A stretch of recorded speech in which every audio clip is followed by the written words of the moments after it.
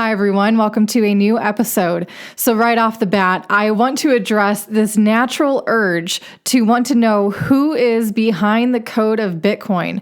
Because as we all know, speculation will always abound in the presence of a mystery. And thanks to whoever Satoshi Nakamoto is and their strict personal application of anonymity, there will always be this aspect to the beginnings of the very first successful cryptocurrency. That, however, is not what this video will be about. This video is going to cover who the people are behind the Bitcoin of today. Now, if, however, you are interested in learning more about the early days of Bitcoin, who played instrumental roles in its creation and early development, you need to check out the links to additional videos that I have made, and as always, they can be found down below in the video description. Bitcoin has changed a lot over the years, and I think it's equally important to know who is actually behind the Bitcoin of today. So, let's get into it.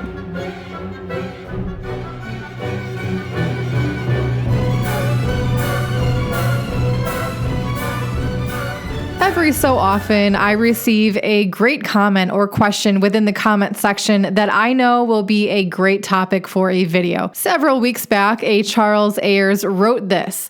Honestly, CT, Crypto Tips, I'd like you to cover the Decentralized group that is responsible for maintaining Bitcoin's algorithm.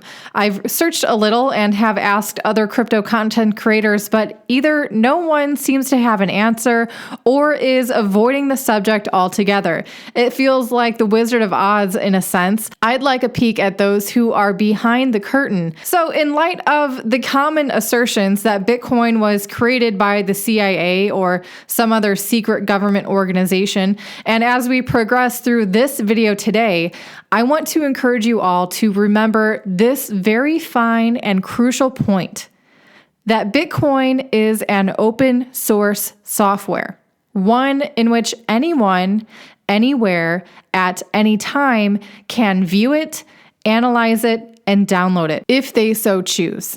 I don't know about you, but for me, that kind of blatant transparency is not something that many, if any, government anywhere would like to be promoting, if nothing else than for the sake of national security, of course. Additionally, for anyone suspicious of the motives behind the continuation of Bitcoin, again, you are free to analyze the code, join the discussion groups and anonymous mailing lists, and really put your ear to the ground to get a better understanding of the problems that exist and the solutions being tested. Again, links to these discussion groups can also be found in the video description.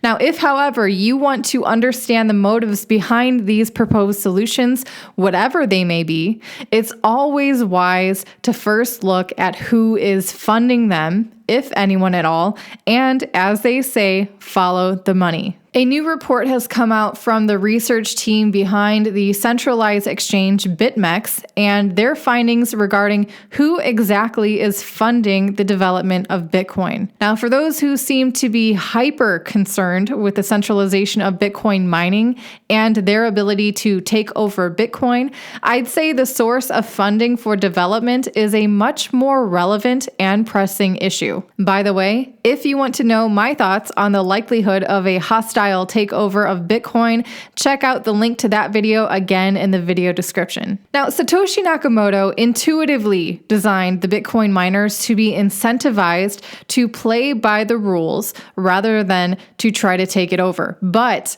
as this network has grown, other changes like big companies and venture capitalists have stepped in to provide funding for developers and other infrastructure that would help support the growth of the network.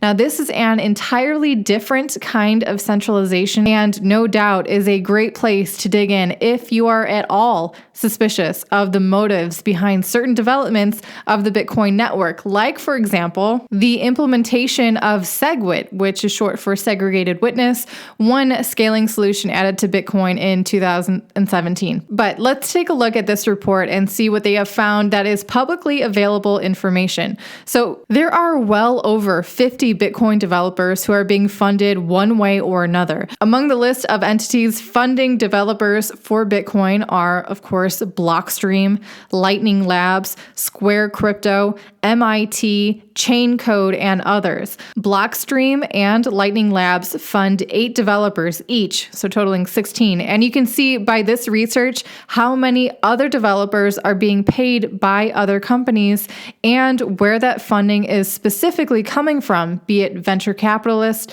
donations, or retained income. Now, these are the companies and individuals you can research if you want to get a better understanding of what they are developing and perhaps why.